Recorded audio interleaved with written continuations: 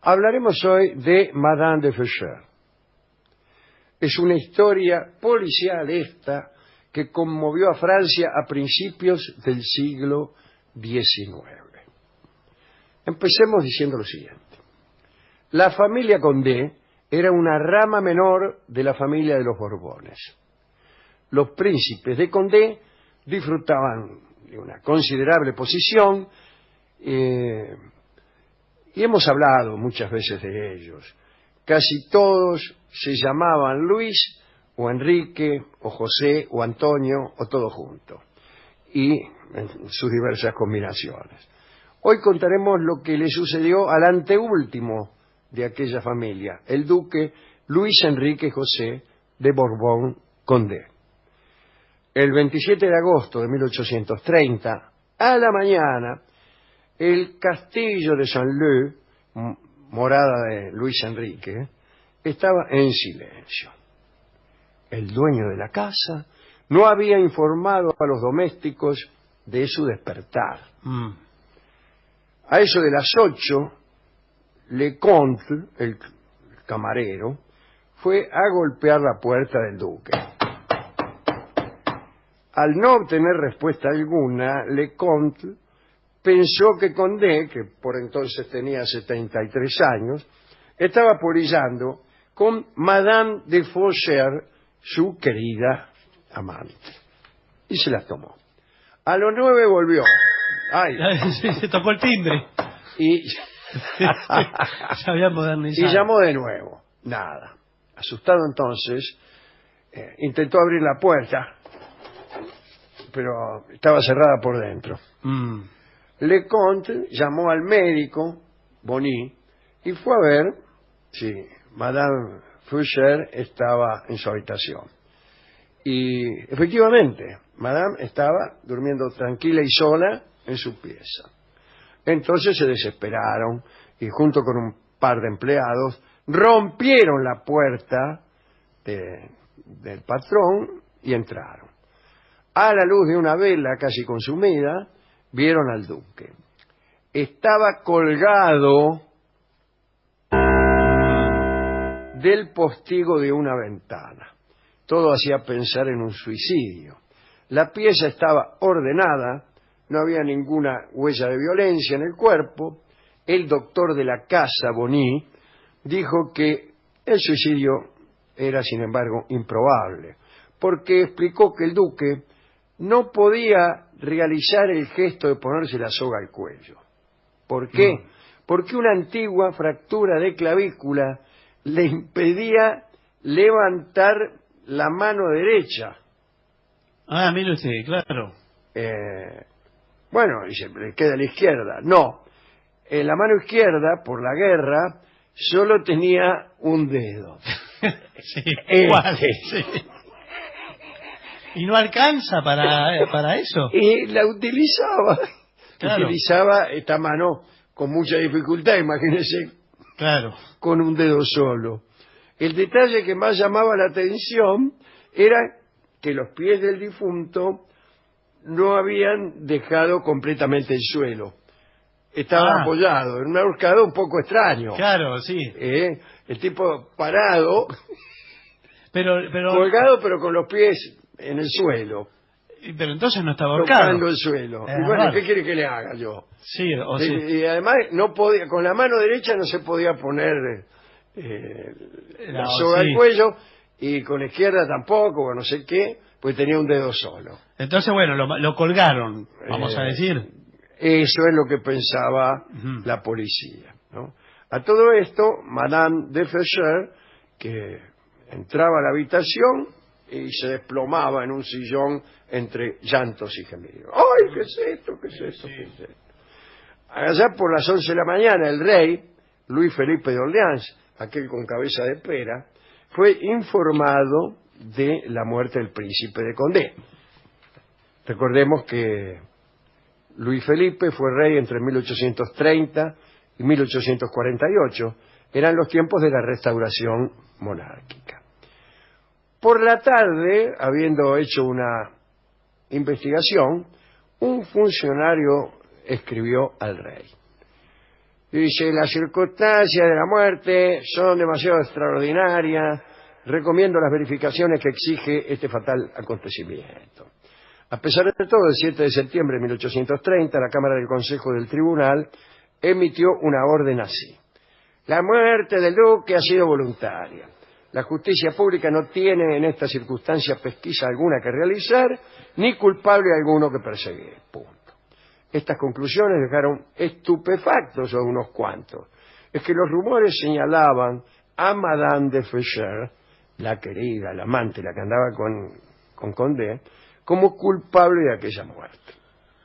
Madame de Feuchères era una mujer hermosa. Tenía 32 años menos que su amante.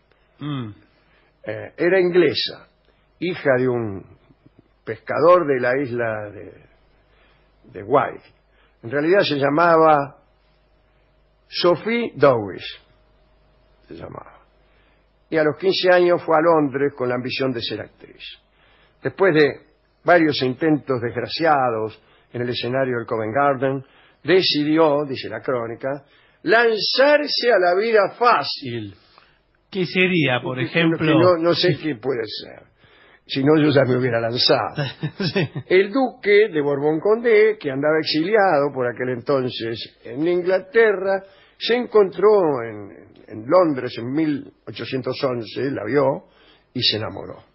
Sucedió que en un bailongo en una casa de Piccadilly, Condé vio a Sophie Dowis y dice que seducido por sus ojos azules, de mirada insolente, su ardor, su audacia y su gusto por el detalle, Luis Enrique la instaló en su hotel londinense. La joven se convirtió en la organizadora de los placeres del noble. Con la colaboración de algunas de sus antiguas camaradas, inventaba diversiones de un erotismo muy avanzado que llegaban a avergonzar a Condé, que, según dicen, ya lo había visto todo. Así que bueno. Un buen día, tras la caída de Napoleón, el príncipe de Condé abandonó a Sophie, abandonó Londres y volvió a París.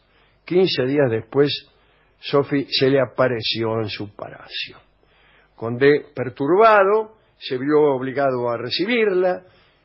Después de algunos besos encantadores, decidió que la muchacha se quedara en París. Pensaron un plan para evitar un escándalo, vio como la gente que habla, yo qué sé. Condé se puso a buscar un marido para Sophie y lo encontró en Adrien de Feuchères, jefe del batallón en la Guardia Real. La boda tuvo lugar el 6 de agosto de 1818 y los nuevos esposos se instalaron ahí en el Palais Bourbon, propiedad de los Condé, y semanas más tarde, una noche, alguien le reveló al militar de Feuchères su infortunio. Digo, mirá, te casaste con la amante del príncipe de Condé, así que ahora aguántatela. Furioso por haber sido engañado, se fue a quejar a Condé. Otra vez. Otra vez. Soy el marido, dice, de su amante, me vengo a quejar. El príncipe levantó los hombros. Quiere decir que no le dio ni bolilla. Y Feuchères, espantado, decidió abandonar a su esposa. Y así fue como Sophie, ahora Madame de Feuchères, pasó a vivir con el príncipe de Condé.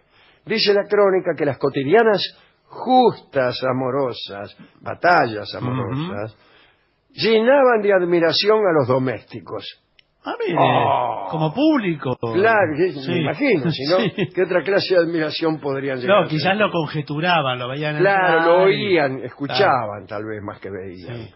Bueno, agradecido a la vida, Luis Enrique de Borbón-Condé hizo un testamento por el cual legaba a Sophie sus ricos dominios en Saint-Lô y en Boissy. Ahora bien, desde entonces las malas lenguas decían que Madame de Feuchères vivía en la desvergonzada espera de la muerte de su amante. ¡Qué gente tan mala! Y se pensó que la muerte descrita al comienzo de esta historia, la muerte de Condé, se debió a un simple gesto de impaciencia. Claro. La mina le dio estaba la apurada, ansiedad. quería que se muriera de una vez y lo ahorcó. Sí. Lo colgó, digamos. O lo mató primero y lo ahorcó después, andá a saber. Esta fue la primera hipótesis, pero pronto se supo que el asunto no era tan sencillo. En 1827, Sophie de Feuchères temió que el testamento hecho en su favor fuera reclamado por los herederos naturales de Condé. Había un hijo de Condé que se había muerto, pero que tenía una familia gigantesca. Entonces la muchacha buscó un cómplice poderoso para garantizar que nadie le tocara la herencia. Sophie eligió para eso ni más ni menos que al duque de Orleans, el mismísimo Luis Felipe, que todavía no era rey en ese entonces. Su plan era simple. Imaginó convencer a su novio Condé, esto era antes de que se muriera. Sí, después iba a ser muy difícil.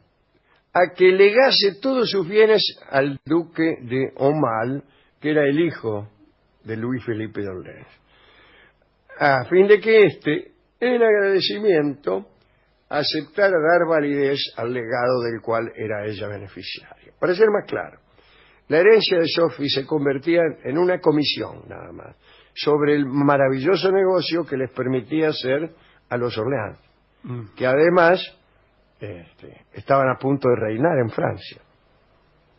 Claro. Yo le arreglo, ustedes lo heredan, pero yo voy al 10%. Yo voy al 10%, no sé cuánto lo arreglaron. Sophie, a través de Talleyrand, a quien nombrábamos no con cariño hace poco, consiguió comunicar el proyecto a Felipe de Orleans. Y así, la muchacha alegre de Londres no tardó en convertirse en amiga íntima de la futura Casa Real. Se la mimaba, se la llenaba de homenajes a cualquier hora, pero Condé, que todavía vivía, se puso difícil. Madame de Feuchères intentó por todos los medios inducir a su amante a redactar un testamento a favor del duque de Aumale. Pero Condé, que detestaba a todos los descendientes de Luis Felipe, se negó una y otra vez. Sophie cambió entonces de actitud, se volvió violenta. A veces lo golpeaba a su amante, Luis Enrique. Un día, un varón llamado Serval se presentó de improviso en el palacio y encontró a Luis Enrique con la nariz rota. Al verlo, le aconsejó que abandonara a su querida. El duque respondió lo siguiente, el príncipe: me ha amenazado con marcharse y no podría aceptarlo. Vos no conocéis la fuerza de una larga costumbre y la fuerza de un afecto que no puedo vencer. La escena entre Sofía de Feuchères y su amante duró en realidad varias semanas. Finalmente Condé cedió y el hijo de Felipe de Orleans fue declarado heredero universal de la mayor fortuna de Francia, con la excepción de varios millones que iban de coima para Madame de Feuchères. Aquella noche hubo una gran fiesta en el Palais Royal de los Orleans. Unos meses más tarde, el duque de Orleans subió al trono. Inmediatamente, y arrepentido, Condé preparó su salida hacia Suiza.